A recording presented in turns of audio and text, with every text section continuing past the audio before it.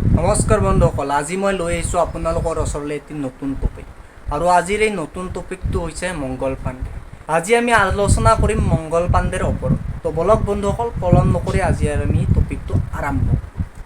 তো আমি প্ৰথমতে জানিব লাগিব যে মংগল পাণ্ডে কোন আছিল। মংগল পাণ্ডে আছিল ভাৰতৰ প্ৰথম স্বাধীনতা সংগ্ৰামী, যিজন ব্যক্তিৰ নামৰ আগত পোনপ্ৰথমবাৰৰ বাবে শ্বহীদ হোৱাৰ পিছত শ্বহীদ শব্দটো প্ৰয়োগ কৰা হৈছিল। শ্বহীদ মংগল পাণ্ডে।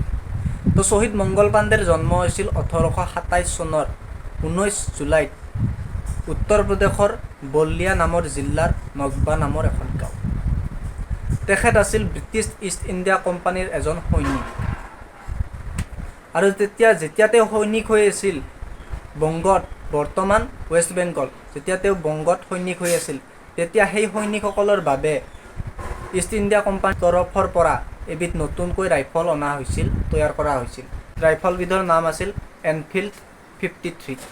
আৰু সেই ৰাইফলটোত গুলী ভৰাবলৈ মুখেৰে খুলিব লগা হৈছিল। আৰু এই কাৰ্যটোৰ ওপৰত মংগল পাণ্ডে বিৰোধিতা কৰিছিল, কিয়নো সেই ৰাইফল আৰু ৰাইফলৰ গুলী বনাবলৈ গৰু আৰু গাহৰিৰ চৰ্বি ব্যৱহাৰ কৰা হৈছিল।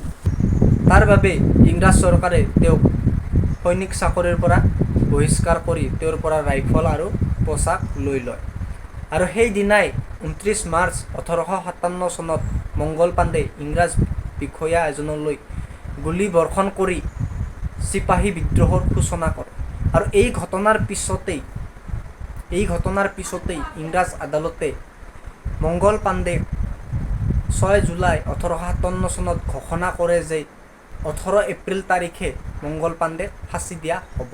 কিন্তু ইংৰাজ চৰকাৰৰ বিষয়াসকলৰ মনত এটা ভয় সোমাই গৈছিল মংগল পাণ্ডেৰ প্ৰতি। সেয়েহে 18 এপ্ৰিলৰ পৰিৱৰ্তে 10 দিন আগতীয়াকৈ 8 এপ্ৰিল তাৰিখে মংগল পাণ্ডেক ইংৰাজ বিষয়াসকলে ফাঁচি দিয়ে। আৰু এনেদৰেই তেওঁ হৈ পৰে ভাৰতৰ প্ৰথম শ্বহীদ ব্যক্তি, যিজন ব্যক্তিৰ নামৰ আগত শ্বহীদ শব্দটো প্ৰয়োগ কৰা হৈছিল, শ্বহীদ মংগল পাণ্ডে। আৰু এইদৰে তেওঁ শ্বহীদ হৈ যায় 8 এপ্ৰিল 1857 চনত। 1984 চনৰ 5 অক্টোবৰ তাৰিখে ভাৰত চৰকাৰে সিদ্ধান্ত লয় যে মংগল পাণ্ডেক সন্মান জনোৱাৰ অৰ্থে ডাক টিকটৰ ব্যৱস্থা কৰা হ'ব। আৰু সেই ডাক টিকটত মংগল পাণ্ডেৰ ছবি অঁকা থাকিব। 2005 চনত বলিউডৰ তাৰকা আমিৰ খানে মংগল পাণ্ডেৰ জীৱনৰ ওপৰত এখন ছবি নিৰ্মাণ কৰিছিল। আৰু সেই ছবিখনৰ নাম আছিল দ্য ৰাইজিং ষ্টাৰ। ছবিখন পৰিচালনা কৰিছিল বলিউডৰ বিশিষ্ট পৰিচালক কেতন মেহতাই। আৰু সেই ছবিখনত মুখ্য চৰিত্ৰত অভিনয় কৰিছিল আমিৰ খানে।